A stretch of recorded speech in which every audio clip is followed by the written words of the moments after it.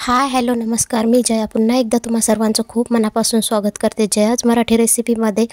तर आज आपण बघणार आहोत कढी पकोडे कसे बनवायचे आहेत। तर जर चॅनलवर कोणी नवीन असाल तर चॅनलला सबस्क्राईब करा आणि व्हिडिओ कंटिन्यू करा। तर चला, त्यासाठी मी इकडे घेतलेले आहे 2 चमचे बेसन, लाल तिखट, हळद, मीठ, थोडासा जिरे आणि हातावर क्रश करून थोडासा ओवा। तुम्ही या ठिकाणी लाल मिरची किंवा हिरवी मिरची सुद्धा कुटून वापरू शकता। त्यानंतर मी इकडे लसण टाकायचं विसरले होते, ते टाकून घेते। लसण किंवा तुम्ही या ठिकाणी कुठल्याही आता हे मिश्रण थोडं थोडं पाणी टाकून आपण मिक्स करून घेऊ, म्हणजे भिजून ठेवू थोडंसं। कढीला फोडणी देईपर्यंत पकोड्याचं मिश्रण आपण तयार करून ठेवणार आहोत। तर त्यासाठी मी इथे थोडं थोडं पाणी टाकून भिजवत आहे। तरी माझ्याच्याने पाणी थोडं जास्त पडलेलं आहे। तुम्ही हे मिश्रण थोडं घट्टच ठेवायचं, म्हणजे पकोडे आपले व्यवस्थित तळल्या जातील। माझ्याच्याने हे मिश्रण थोडं पातळ झालं होतं, त्यामुळे पकोडे त्याचे व्यवस्थित काही आलेच नव्हते। त्यामुळे नेहमी भिजवताना मिश्रण थोडं थोडंच पाणी टाकून भिजवायचं आणि दाटसरच ठेवायचं, जेणेकरून आपले गोल गोल पकोडे बनून तयार होतील। तर तुम्ही बघू शकता अशा प्रकारे मी इथं मिश्रण ठेवलेलं आहे करून। त्यानंतर आपण इथे कढीसाठी दही घेणार आहोत। तुमच्याकडे जर ताक असेल तर तुम्ही ताकसुद्धा घेऊ शकता, पण मी इथे अर्धी वाटी दही घेतलेलं आहे। जास्त आंबटही घ्यायचं नाही आहे, आणि जर आंबट नसेल तर थोडंसं गरम पाणी करून टाकायचं, जेणेकरून आपली कढी थोडी आंबट होईल। गरम पाणी टाकल्यामुळे जरी दही आंबट नसलं तरी कढी छान आंबट होते। त्यामुळे मी इथे अर्धी वाटी दही, अर्धी वाटी पाणी घेऊन त्यामध्ये थोडीशी अद्रक किसून टाकली। अद्रक थोडी जास्तच वापरायची कढीला, मी तरी वापरते। त्यानंतर अर्धा चमचा लसण पेस्ट वापरली। त्यानंतर तुम्ही तळूनसुद्धा घेऊ शकता, पण मी कच्चं वापरते। तर अशाने कढीमध्ये खूप छान टेस्ट लागते। त्यानंतर तुम्हाला कढी किती पातळ किती घट्ट हवी त्याप्रमाणे तुम्ही इथे बेसन टाकून घेऊ शकता। आता हे बाजूला ठेवू आणि आपण पकोडे तयार करून घेऊ। तर तुम्ही बघू शकता, मी तुम्हाला सांगितलं होतं की पकोड्याचं मिश्रण जे आहे थोडं थोडं पाणी टाकून करायचं, घट्ट भिजवून ठेवायचं। जास्त पातळ जर केले तर त्याचे पकोडे व्यवस्थित येत नाहीत। माझ्याच्याने तीच चूक झाली, माझ्याच्याने थोडंसं पातळ झालं होतं, त्यामुळे मला याचे व्यवस्थित पकोडे आले नाही। चला, पकोडे सही थोडेसे भजी तर बनलेत, तेही आपण कढीमध्ये टाकून खाऊ शकतो। तर अशा प्रकारे इथे पकोड्याच्या ऐवजी भजीच मी करून घेतले म्हटलं तरी सुद्धा चालते।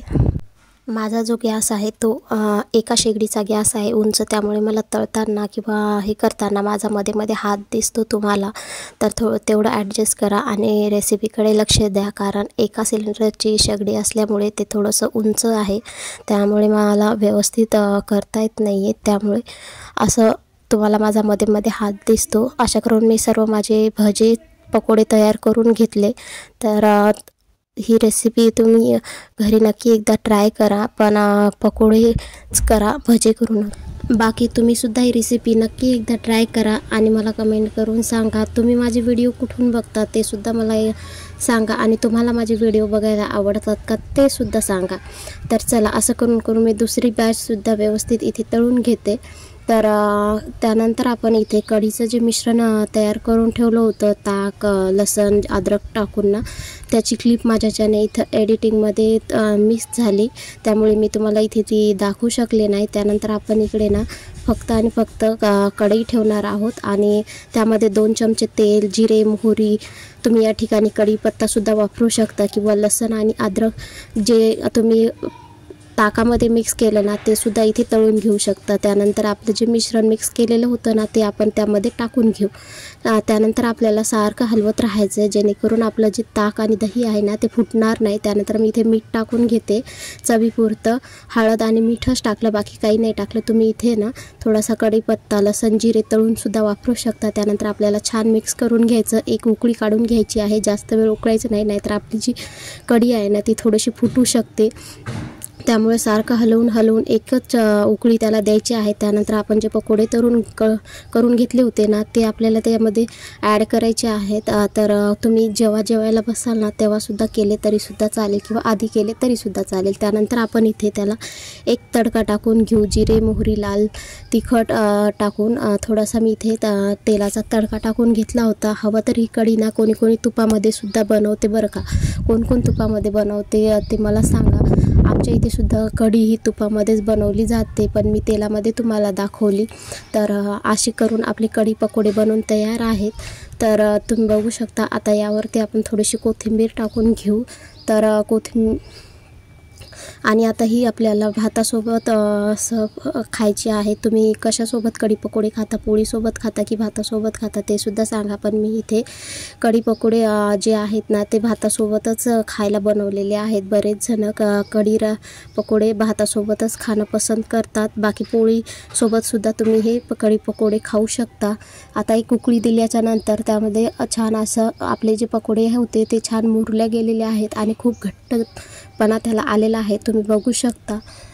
भात जो आहे ना तो मी आधीच बनवून ठेवला होता, त्यामुळे इकडे मी आता लगेच त्याला वाढायला घेते। तुम्ही बघू शकता इथे मी एका ताटामध्ये थोडीशी कढी आधी टाकून घेते, त्यानंतर पकोडे, कांदा आणि वाटीत दाबून घेतला होता भात, तर तो भातसुद्धा मी इथे ठेवते। त्यानंतर भात, कढी आणि पकोडे आणि सोबत कांदा, म्हणजे काही उन्हाळ्याचा बेत काही वेगळाच असतो।